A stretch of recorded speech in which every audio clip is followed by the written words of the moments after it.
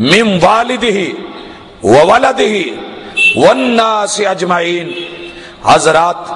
جب محبت رسول جو ہے یہ ایمان کی علامت ٹھہری ہے تو پھر اس محبت کے کچھ تقاضے ہیں۔ یہ محبت صرف نام کی نہیں، یہ محبت دعووں کی حد تک کی نہیں، یہ محبت کاغذی نہیں، محبت رسول صلی اللہ علیہ وآلہ وسلم یہ زندگی کا وہ عظیم سرمایہ ہے۔ اگر کوئی انسان اپنی زندگی میں چینج لانا چاہتا ہے وہ محمد الرسول اللہ صلی اللہ علیہ وسلم سے محبت کے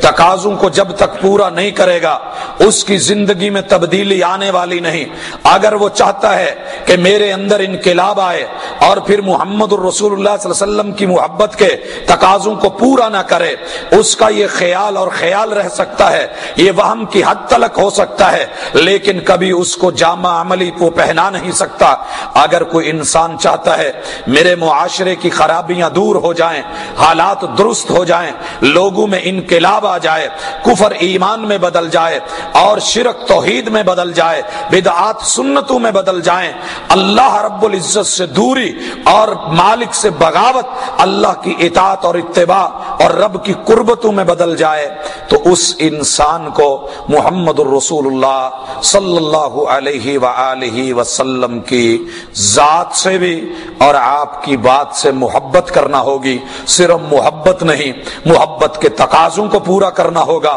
محبت کا پہلا تقاضا میرے بھائیو ادب ہے، احترام ہے، وقار ہے،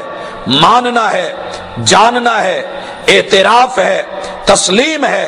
اگر یہ بات حقیقت ہے تو محمد الرسول اللہ صلی اللہ علیہ وآلہ وسلم کا ادب کیا ہے،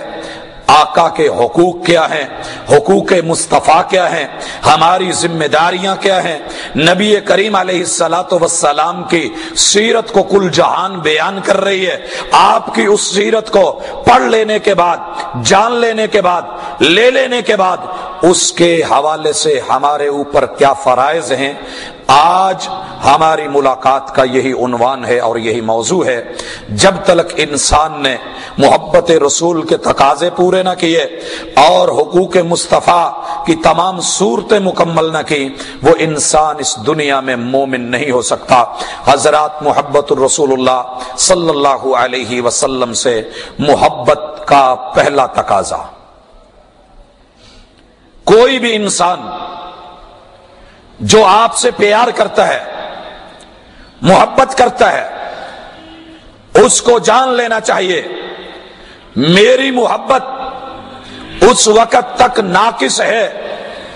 جب تک میں یہ نہ جان لوں اور اس پر ایمان نہ لے آؤں اور عملی طور پہ اظہار نہ کروں کہ اس کائنات کے اندر دنیا کا سب سے حسین و جمیل شخص اگر کوئی اللہ نے بنایا ہے تو وہ محمد الرسول اللہ صلی اللہ علیہ وسلم ہے۔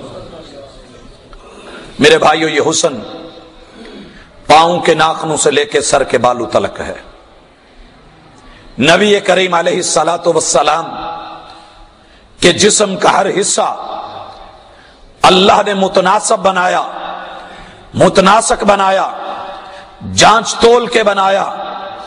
اور اللہ نے اپنی مرضیوں سے اس انداز میں بنا دیا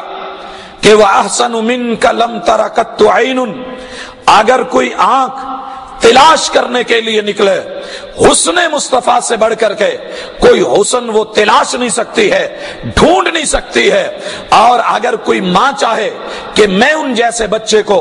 جنم دے لوں، وَأَجْمَلُ مِنْكَ لَمْ تَلِدِ النِّسَاءُ، نہ ماں ماضی میں جن سکی، نہ حال میں کوئی جن رہی ہے، اور نہ قیامت کی دیواروں تک ایسے بچے کو جنم دے سکتی ہے جو حسن میں محمد رسول اللہ صلی اللہ علیہ وسلم سے بڑھ کر کے ہو۔ خلقت مبرعا من کل عیب، اللہ نے محبوب علیہ الصلاۃ والسلام کے اندر کوئی جسمانی عیب نہیں رکھا ہے، حسین و جمیل بنایا، خوبصورت بنایا، حسن کا منبع بنایا۔ کانک قد خلقت کما تشاء، یوں لگتا ہے کہ جیسے آرڈر کے اوپر اس چیز کو تیار کیا گیا ہے، حضرات اتنا ہی محبت میں کہہ لینا کافی نہیں، اگر ہم سچے ہیں، ہم مومن ہیں، ہم اپنے دعوے کے پکے ہیں، جو بات کہہ رہے ہیں وہ صرف زبانی نہیں، وہ دل سے نکل رہی ہے، تو حضرات پھر ذمہ داری ہے ہماری کہ جو کائنات کا سب سے خوبصورت چہرہ ہے ہمارا چہرہ بھی اس چہرے جیسا ہو جائے، وگرنہ ہمارا صرف یہ کلامی دعویٰ ہوگا، حقیقت پر مبنی بات نہیں ہوگی۔ اگر زلفیں خوبصورت ہیں، اس پہ ہم نے گزشتہ سے پیوستہ جمعہ کے اندر اللہ کی توفیق سے بڑی تفصیل کے ساتھ بات کی تھی کہ اگر محمد الرسول اللہ صلی اللہ علیہ وسلم کے اعضاء انتہائی متناسب خوبصورت بہترین، کائنات میں ان کا مقابلہ کوئی نہیں، حسن و جمال کے اندر ان کا مد مقابل کوئی نہیں، تو پھر بھائیو وجہ کیا ہے؟ میں آقا سے محبت بھی کروں، اس کا دعویٰ بھی کروں، مجھے محبوب سے پیار بھی ہو، عشق کی باتیں بھی ہو، آقا کا نام بھی لوں، میں ان کے تذکرے بھی کروں، وجود اور آپ کے اعضائے مبارکہ کو بیان بھی کروں، میں خطاب میں بھی رکھوں، تقریر اور تحریر میں بھی لاؤں، لیکن جب عمل کی باری آئے تو پھر میری محبت پھوکی نکلے، خالی نکلے، دعویٰ جو ہے بغیر دلیل کے نکلے۔ بھائیو اگر میں سچا ہوں، کائنات کے امام علیہ الصلوۃ والسلام دنیا کے سب سے خوبصورت انسان ہے، تو پاؤں سے لے کر کے سر تلک میرا بھی انداز وہ ہونا چاہیے جو محمد کریم علیہ الصلوۃ والسلام کا تھا، کیونکہ وہ کائنات کا سب سے خوبصورت وجود تھا۔ اگر مانتا ہوں آقا کا چہرہ خوبصورت، پھر میں چہرے پہ داڑھی نہیں رکھتا، حضرات میرا دعویٰ جو ہے یہ خالی ہے، دلیل پر مبنی نہیں ہے۔ اگر میں سمجھتا ہوں محمد الرسول اللہ صلی اللہ علیہ وآلہ وسلم کے ہاتھ مبارک ایسے، تو جہاں جہاں محبوب کے ہاتھ چلے اٹھے وہاں پر میرے ہاتھوں کو اٹھنا چاہیے، جہاں محبوب کے قدم لگے وہاں میرے قدم لگنے چاہیے، صرف حسن کی حد تلک نہیں ہونا چاہیے، بلکہ آپ کے نقش قدم پر جو مومن چلے گا وہ آپ کی محبت کے دعوے کو پورا کرے گا، اور یہی حق مصطفیٰ ہے، اور یہی آپ سے محبت کا پہلا تقاضا ہے۔ حضرات محبوب سے محبت کا دوسرا تقاضا کہ آپ کو بشر مانا جائے۔ آج بڑی دنیا محبوب سے پیار کا دعویٰ کرے گی، آپ سے جو ہے نسبتیں جوڑے گی، محمدی کہلوائے گی، مصطفی نام رکھے گی، آقا علیہ الصلوۃ والسلام کو پیر مانے گی، مرشد مانے گی، سیدی کہے گی، سردار کہے گی، لیکن حضرات جب بات آپ سے محبت کے تقاضے کو پورا کرنے کی آئے گی،